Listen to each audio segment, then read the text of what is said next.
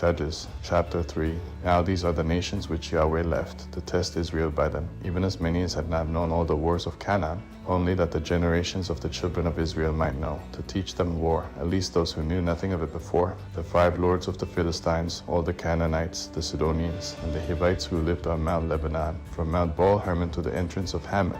They were left to test Israel by them, to know whether they would listen to Yahweh's commandments, which he commanded their fathers by Moses. The children of Israel lived among the Canaanites, the Hittites, the Amorites, the Perizzites, the Hivites, and the Jebusites. They took their daughters to be their wives, and gave their own daughters to their sons, and served their gods. The children of Israel did that which was evil in Yahweh's sight, and forgot Yahweh their God, and served the Baals and the Asheroth. Therefore Yahweh's anger burned against Israel, and he sold them into the hand of Cushan-Rishathaim, king of Mesopotamia.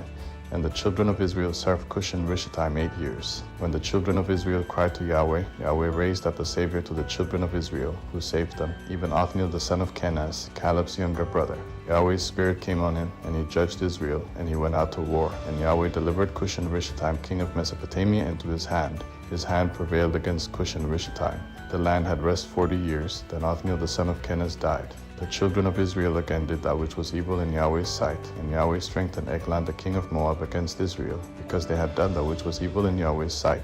He gathered the children of Ammon and Amalek to himself, and he went and struck Israel, and they possessed the city of palm trees. The children of Israel served Eglon the king of Moab 18 years. But when the children of Israel cried to Yahweh, Yahweh raised up a Savior for them, and had the son of Jerah, the Benjamite, a left-handed man. The children of Israel sent tribute by him to Eglon the king of Moab. He had made himself a sword which had 2 edges, a cubit in length, and he wore it under his clothing on his right thigh. He offered the tribute to Eglon king of Moab. Now Eglon was a very fat man. When Ahad had finished offering the tribute, he sent away the people who carried the tribute. But he himself turned back from the stone idols that were by Gilgal, and said, I have a secret message for you, O king. The king said, Keep silence. All who stood by him left him. Ahad came to him, and he was sitting by himself alone in the cool upper room. Ahad said, I have a message from God to you. He arose out of his seat. Ahad put out his left hand, and took the sword from his right thigh, and thrust it into his body. The handle also went in after the blade, and the fat close on the blade, for he didn't draw the sword out of his body, and it came out behind.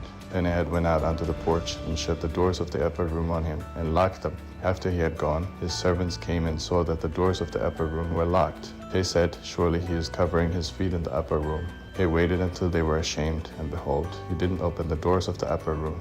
Therefore they took the key and opened them, and behold, their lord had fallen down dead on the floor. He had escaped while they waited, passed beyond the stone idols, and escaped to Seir. When he had come, he blew a trumpet in the hill country of Ephraim, and the children of Israel went down with him from the hill country, and he led them. He said to them, Follow me, for Yahweh has delivered your enemies, the Moabites, into your hand. They followed him, and took the fords of the Jordan against the Moabites, and didn't allow any man to pass over. He struck at that time about 10,000 men of Moab, every strong man and every man of valor. No man escaped, so Moab was subdued that day under the hand of Israel. Then the land had rest 80 years. After him was Shambir the son of Anath, who struck 600 men of the Philistines with an ox goad. He also saved Israel.